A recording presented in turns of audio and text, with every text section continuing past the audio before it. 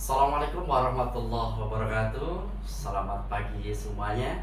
Berjumpa kembali dengan saya Jiran Supriyanto dari SMP Negeri 27 Kota Tangerang, Provinsi Banten, CGP Angkatan 11. Pada pagi hari ini saya akan mempraktekkan modul 2.3 aksi nyata, yaitu pasca observasi.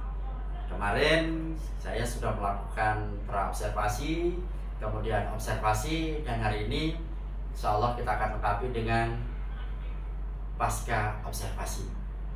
Baik, kita akan langsung mulai saja. Mudah-mudahan video ini bermanfaat buat kita semuanya. Assalamualaikum Bu Ratna.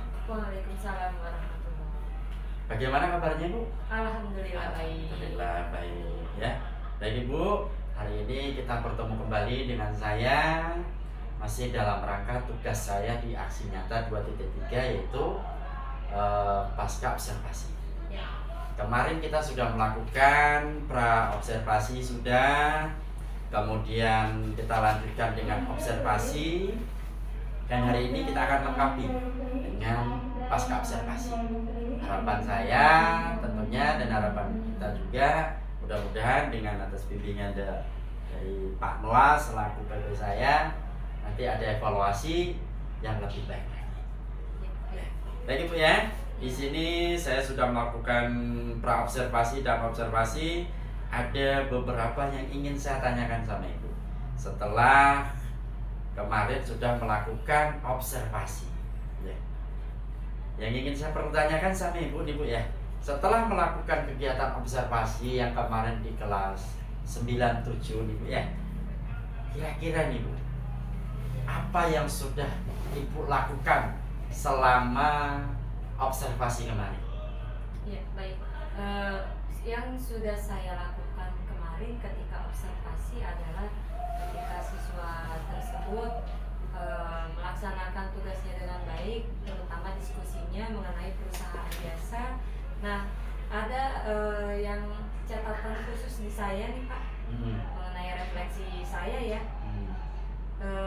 Harus lebih banyak menggunakan yang namanya media atau aplikasi pendidikan yang sekarang sudah dikembangkan, salah satunya Quizzes atau GameKit yang lainnya. Apakah media yang Ibu gunakan itu sudah efektif buat anak-anak selama pembelajaran itu? Ya baik. Untuk media yang saya gunakan memang sudah efektif, cuma mungkin ya harus ada beberapa yang saya perbaiki, karena ketika mereka menggunakan handphone itu baru menggunakan media Google gitu. Nah, nanti untuk kedepannya saya akan menggunakan yang namanya GameKit yang sekarang lagi viral gitu Pak. Jadi menggunakan GameKit supaya anak itu bisa berkembang IT-nya, jadi nggak fokus ke Google saja. Bagus. Jadi itu adalah salah satu trik atau cara Ibu bagaimana agar sesuai dengan tujuan pembelajaran Ibu, yaitu bagaimana anak-anak itu mengerti tentang proses bisnis dengan benar. Nah, setelah Ibu melakukan itu dengan metode seperti itu, reaksi anak-anak gimana? Tanggapan anak-anak gimana dalam pembelajaran? Alhamdulillah lebih bersemangat, bahkan ketika berbisnis dalam perusahaan jasa itu ternyata lebih mudah dibanding perusahaan dagang begitu Pak. Jadi anak tersebut berpikir bahwa ternyata jasa saja bisa dijual gitu, begitu Pak. Luar biasa Bu ya. Kemudian ada lagi nih Bu, di antaranya yaitu untuk mengidentifikasi, di catatan saya ya, peserta dapat mengidentifikasi karakteristik perusahaan jasa. Nah, kembali lagi dengan metode pembelajaran yang Ibu pakai tadi, dengan metode game, quiz gitu loh. Apakah ini efektif dan efisien metode itu? Terus reaksi anak seperti apa? Ya, untuk media yang saya gunakan kembali ya, yang tadi ketika mengidentifikasi perusahaan jasa itu sangat efektif, karena ketika saya tampilkan beberapa gambar seperti ojol atau driver ya, driver ojek online, kemudian salon, kemudian yang lain-lain termasuk pramugari. Nah, di situ mereka, oh iya ternyata itu termasuk perusahaan jasa gitu, bukan perusahaan dagang gitu. Jadi perusahaan jasa adalah perusahaan yang memang tidak menghasilkan barang, tapi dia bisa diterima oleh kita. Baik, dalam pembelajaran yang sudah Ibu lakukan, tentunya ada kendala-kendala. Apa yang kira-kira menjadi kendala Ibu di dalam melaksanakan pembelajaran di kelas 97 kemarin?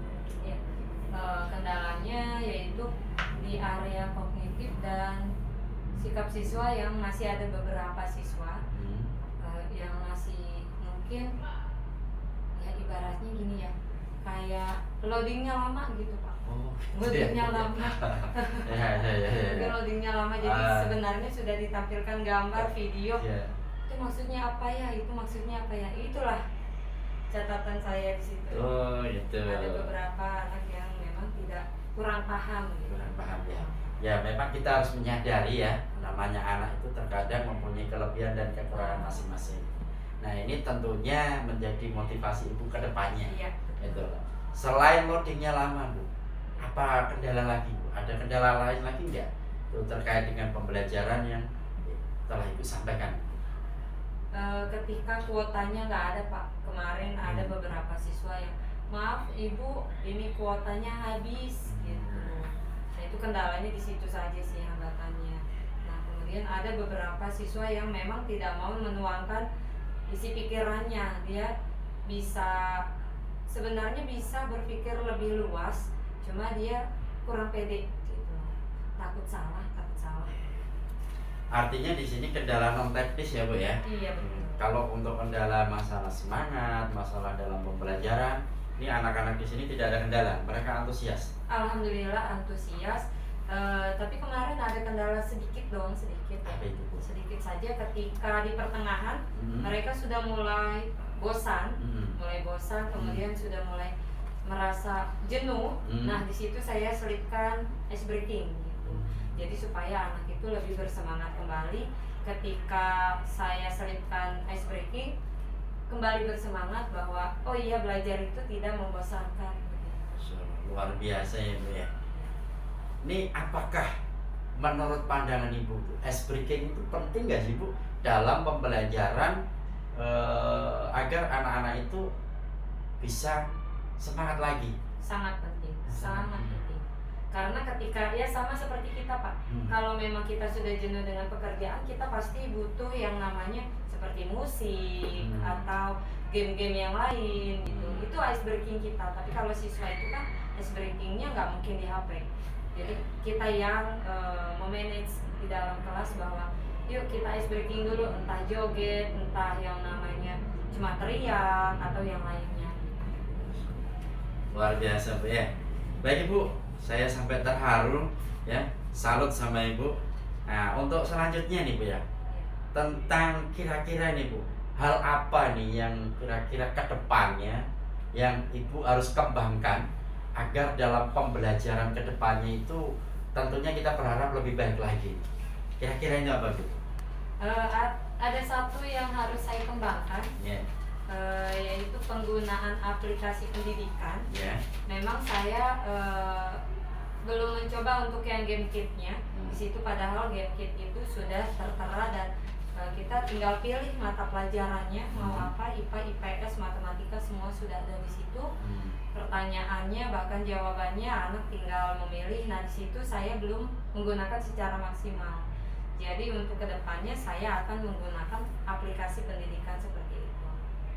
Jadi supaya anak itu tidak jenuh dengan pelajarannya atau jenuh di dalam kelas yang kita tuh hanya metode ceramah saja. Oke, baik. Saya coba agak ini, Bu, penasaran. Aplikasi pendidikan itu yang modelnya seperti apa? Contoh lain ya Pak? Ya, contoh lain itu. Quizzes. Oh, Quizzes itu kan kita bisa menampilkan ya pertanyaan-pertanyaan, kemudian di situ ada ranknya. rank 1 sampai rank terakhir. Kemudian siswa pun juga bisa melihat cepat-cepatan siapa, jawaban yang benar dia bisa naik, kemudian bisa turun lagi gitu. Jadi mereka lebih bersemangat tuh menjawabnya. Selain itu Bu ya, ini di catatan saya waktu praobservasi ada 3 nih Bu. Selain mengembangkan aplikasi pendidikan agar bisa maksimal tujuan pembelajaran saat observasi, ada lagi nggak Bu selain aplikasi pendidikan? Outing class. Apa itu? Outing class. Outing class itu seperti apa? Outing class itu seperti kita belajar di luar kelas gitu Pak. Misalnya kita butuh suasana di luar kelas untuk menjawab pertanyaan atau wawancara kepada guru gitu terkait dengan pelajaran. Contoh perbankan, yang terkait dengan perbankan bahwa ini loh ada bank negeri, ada bank swasta, kemudian di dalam keuangan ada yang namanya terkait bank, pegadaian, kemudian leasing, itu terkait dengan lembaga keuangan. Di situ juga ada Pak di kelas 9. Nah, itu mereka harus outing class kemudian wawancara dengan guru atau tetangga yang memang bekerja. Terkait koperasi sekolah, contoh mereka membuat video, outing class-nya membuat video terkait dengan koperasi sekolah gitu. Baik Ibu ya, di sini untuk metode pengembangannya ada aplikasi pendidikan, ada outing kelas. Mungkin ada lagi atau cukup ini 2 ini sih? Menurut Ibu gimana? Cukup 2. Cukup betul Bu ya. Sudah bisa Maksimal ya. Baik Ibu, ini dalam catatan saya baik dari pra-observasi, observasi, dan yang terakhir kita tutup dengan pasca observasi. Dalam kesimpulan saya, Ibu luar biasa ya. Alhamdulillah tujuan pembelajarannya juga sudah tercapai. Tentunya kita kan tidak puas, terus membenahi ke depannya biar tetap lebih baik lagi dan lebih baik lagi ya. Terima kasih Bu atas waktunya.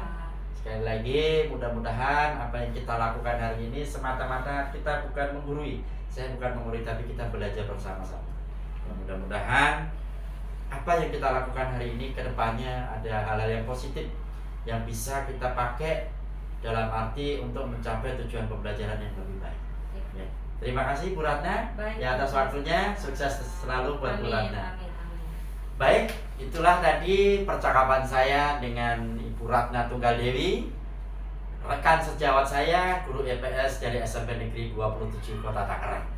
Mudah-mudahan apa yang saya lakukan sama Bu Ratna bermanfaat buat kita semuanya. Sekian, Assalamualaikum warahmatullahi wabarakatuh.